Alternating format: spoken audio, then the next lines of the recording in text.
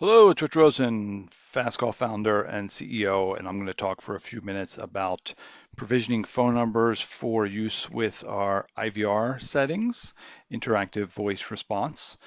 So I'm logged in here to Fastcall. We're actually looking at phone numbers, and phone numbers in Fastcall can be assigned two different ways. They can be assigned to individual users, like this phone number here.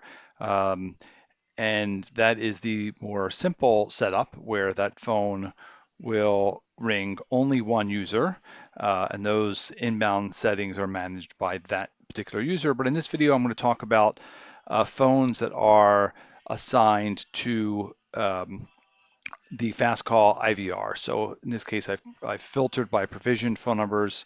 I can come up here and I could say, show me group assignments. So these numbers are all assigned to an IVR. They are available as caller ID as well, though that's a different setting, but that will define. So in this case, this is actually a group.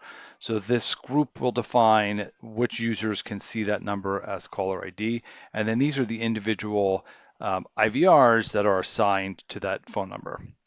So for example, if I click on this phone, I'm going to come in here and I'm going to see that the IVR is the directory. So let's pop over to IVR because that's actually where we're starting. And the IVR, in many ways, we kind of start at the bottom and we work our way up. So assigning the IVR to the phone number would actually happen last, or at least towards the end of the process, because I would need to have this set up already to assign to the phone number. I could provision the phone and just hold it. But we're going to come over here. We'll talk about the IVR settings. So the IVR settings in Fastcall are here under call handling, which we just moved. If you are not new to Fastcall, we have our inbound settings here and then IVR um, settings here. And I have a bunch of IVRs. In this org, we're going to come in here and we're going to look at creating a new IVR, which I do here. This is actually new for us. It's July 2018, version 5.42 of Fastcall. So this is actually a new wizard. But the first thing I'm going to do when I'm creating an IVR is I'm going to define the action. And the actions include the option to play a directory, which is a directory of users, the option for transfer, which is probably the most common, and the option for a menu, press 1, press 2, the option for voicemail, which is usually nested underneath one of the other IVR options, though could just as well stand on its own, and time-based routing. Time-based routing is also often used with nesting. So I would create possibly a time-based routing first and then put the individual IVRs underneath that. So the time-based routing option is really helpful, though it's a little bit more, it has a couple more steps. So let's start with call transfer, which is the most common. I'm going to click next. All of our IVRs have the option for a name. Most have the option for an automated introductory message, which is a pre-recorded message, which you're going to record over here.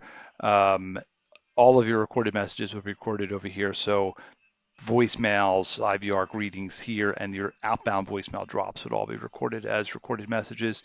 So that's the optional message. And then for call transfer, there's a scope. So scope can be group, where you're transferring, which is the most common. You're transferring to a group of users. Groups are also defined here. So you see groups. We're using the Salesforce group, but we do have a custom object that sits on top of that to add some additional functionality. So groups are just users. You do have the option of routing to a user. You may ask, why use the IVR to route the call to a user when I could just route the call directly to a user? And that's true, but there sometimes could be some benefits of routing the call to a user this way. Not quite as common. Record owner, also not quite as common, but we'll look for the record owner. So if the inbound call comes in and we find a match, for example, a lead, and the lead is matched by a user, we can route the call to that user. Would not work if the lead is owned by Q, for example. It does need to be owned by a user or a phone number. And a phone number is a specific phone number often used for a call center. So it's like, hey, I need to route this call somewhere else. It might be your receptionist front desk, but usually a call center. So this is not a Fastcall user, not a Salesforce user, just a phone number. Okay, so we have this option for an overflow owner. So records that are created here have to have an owner. So when you're running calls to groups of users, there's a few settings in our application. Say, okay, we've routed the call to a group. There are 10 users in that group, but who owns the record? For example, if a call is missed or a voicemail is created, in many places in our application, you are defining an owner for that record. Okay, record call, pretty straightforward. The no answer IVR is a little bit like it starts, what do I do if the call is not answered? We set up all these call transfer options. You may have example said transfer the call to a group. We tried the group, nobody answered, which we do. The no answer IVR is usually voicemail, which is a separate IVR that you're going to set up here. So this says leave a voicemail, is usually a separate IVR that you're going to set up, and you would create that IVR first. So as I mentioned, you're kind of working from the bottom up. No answer IVR could also be another call transfer. You could say, I want you to ring group 1 first. I've got 5 members in this group. I'm going to ring that group first. Nobody answered, then we're going to ring group 2. So the no answer IVR is either a voicemail, a group, or a call transfer to the phone number like we talked about before. So there's a couple. So the no answer IVR is essentially a nested IVR of what should I do if the IVR above does not execute. Okay, so I'm going to cancel this. We talked before about the different actions. That was a transfer. Directory is pretty straightforward. It again has some of the same components, a name. If there's an introductory message, has a no answer IVR. The loop times is how many times am I going to repeat the message above? So if there's a greeting and you want to repeat that greeting twice, you can. Wait time, directory wait time is how long am I going to wait for a prompt, 5 or 10 seconds. We will accept an early prompt. So if the caller presses 1 during the message, we do accept that. And then the scope is kind of what we talked about before. So in this case, it's a group. Okay, just to go through those other options, I'm going to cancel that again, and we're going to pick another action. Menu is, again, some similar components here. Has a name, a message. There's an option for the no answer IVR, the repeat times, wait times. So here, we're actually defining the menu items underneath the menu. So press 1, and then each of these has an IVR, which again, you would have created first. So this could be press 1 is going to take you to a directory. Press 2 to transfer to sales will take you to a transfer. So the menu is creating a subset of IVRs underneath that. And some of these IVRs underneath here may have IVRs underneath them, for example, voicemail. But that's how that's set up here. And then in a similar vein, we're going to see the time of day sort of works in a very similar way. I kind of skipped over voicemail, but I'll pop back over to that one last. The time of day kind of works in a similar way. Again, similar components above. You have the option of assigning your time zone here and your default route. Time of day says, what do I do when the call comes in during work hours? What do I do when the call comes in after hours? Time of day is helpful because if a call comes in after hours and it routes directly to your voicemail, it's not going to show as a missed call. So that's helpful to have time of day set up. Of course, many subscribers use time of day for what it's intended to, is routing the calls to a specific route after hours, which again is usually voicemail or overflow to a call center.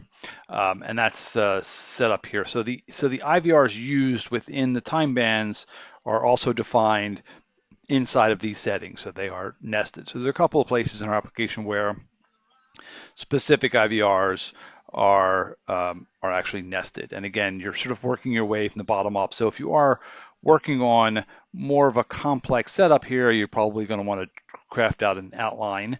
But for a basic IVR setup, you don't need that. You can set up a basic IVR in a few minutes. I know I skipped over the voicemail, but just so we can show it here, as I mentioned, setting up a basic IVR. If you just needed a phone number that rang to voicemail, it's not terribly uncommon. You could do it this way. Call comes in, it sets up to a voicemail. You just have to define an owner for the voicemail, which could be a user or a queue, a Salesforce queue. We do support both. A Salesforce task cannot be owned by a queue, so setting the queue as an owner would create a call record in Fastcall, but not a task, or it could just be a user. Task can be owned by a user. Task can only be owned by a user. And then who that specific user is. And we also have an option which is somewhat newer to transcribe your voicemail, so that's there. And you'll see this transcription option over on user voicemail as well, which would be in under user settings. Okay, so that's the IVR. It does vary from pretty simple basic call transfers, not hard to set up, to more complex. The time of day is more complex to set up. Menus, things, so you may or may not need an outline, though it certainly wouldn't hurt to have an outline, but generally doesn't take too long to set up, depending upon how many phone numbers you do have. And speaking of which, and then I'll wrap up, all these IVRs can be reused. So for example, voicemail, you can reuse it across many different IVRs. But the individual IVRs are assigned to phone numbers one at a time. So if you create an IVR and you want to assign that to 10 different phone numbers, you can do so. You create the IVR once and you assign that IVR to 10 different phone numbers, but you have to assign it to the 10 different phone numbers. So that'll take 10 steps for each phone number. There's no bulk setup for phone numbers that way. But the IVRs are set up once, so that does certainly make it a little bit easier. We do have another option called flows, which are really still in beta. Flows are something we've been working on but aren't quite finished yet to enable more complex IVR setup. With a flow, the individual actions cannot be reused like we do for just the individual actions. But the flow also kind of walks us through. You create one flow and then all the actions sort of fall below this. So they sort of organizes the IVR a little bit better. The advantage is you gain some improvements in organization for more complex IVRs. The disadvantage is the individual actions only belong to that flow, as opposed to just using the individual actions, which can be reused. So if you have any additional questions, shoot us an email, support@fastcall.com, and we look forward to helping you get set up with your IVR.